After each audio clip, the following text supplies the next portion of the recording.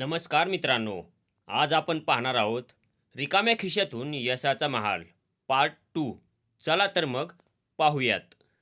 College संपल्यानंतर गणेश शहरात आला. शहराचं वातावरण पूर्णपणे नवीन होतं. गाड्यांचे रॅश, इमारतीचा आवाज आणि लोकांची धावपळ. पण त्याच्या मनात फक्त एकच विचार होता, मी यशस्वी होणारच. त्याने एका लहान कंपनीत नोकरी सुरू केली. पगार कमी होता, पण त्याला कामाचा अनुभव मिळत होता. रात्रीच्या वेळा तो स्वतःच बिझनेस प्लॅन तयार करायचा. दररोज तो ऑफिस संपल्यानंतर आणि रात्री झोपण्याआधी 2-3 तास स्वतःच्या स्वप्नावर काम करायचा. एक दिवस त्याला एका स्टार्टअप स्पर्धेबद्दल कळलं. त्याने तिथेच आपला प्लॅन सादर केला. अनेक गुंतवणूकदार आले आणि त्याने आपली कल्पना सांगितली. मी गावकऱ्यांसाठी डिजिटल सेवा तयार करणार आहे, ज्यामुळे ते घरबसल्या सरकारी योजना, ऑनलाईन फॉर्म आणि शिक्षणाची माहिती सहज मिळू शकतील. खूप लोकांनी नकार दिला. तुझ्याकडे अनुभव नाही, गावात कोण वापरणार? पण गणेशचं मन अजिबात खचलं नाही. त्याने स्वतःवर विश्वास ठेवला आणि हळूहळू छोट्या गावामध्ये लोकांना समजावलं.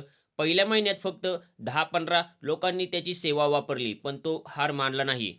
पहिला मोठा बदल. छोट्या सुरुवातीच्या यशामुळे त्याला आणखी हिंमत मिळाली. तो कामाला आणखी प्रयत्नपूर्वक लागला. काही महिन्यात गावातल्या लोकांनी त्याच्याकडे विश्वास ठेवायला सुरुवात केली. त्याचा व्यवसाय हळूहळू वाढू लागला. एका वर्षाच्या आत त्याने काही नवीन गावामध्ये आपली सेवा पोहोचवली. तो स्वतःच्या कंपनीच्या पहिल्या कार्यालयात आला. कार्यालय खूप लहान होतं, पण त्याच्या डोळ्यात चमक होती. ही सुरुवात आहे. स्वप्नाचा महाल.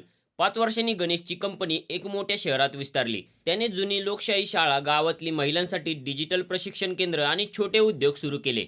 गणेशने आठवण करून दिली की रिकाम्या खिशातूनही मोठे स्वप्न उभे राहू शकतात. जर जिद्द आणि मेहनत असेल तर अखेरीस गणेशचा स्वप्नाचा महाल उभा राहिला.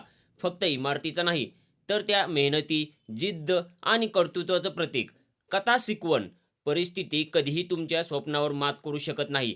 मेहनत आणि जिद्द असेल तर कोणतंही स्वप्न पूर्ण करता येतं. छोट्या सुरुवातीला हार मानू नका. यश वेळेवर येतं. इथे भाग 2 संपतो. जर तुम्हाला कथा आवडली असेल तर लिहा पार्ट 3 द्या. मी पुढचा भाग, ज्यामध्ये गणेशची प्रेरणा गावातल्या इतर मुलांपर्यंत पोहोचते आणि कथा आणखी इम्पॅक्टफुल बनते.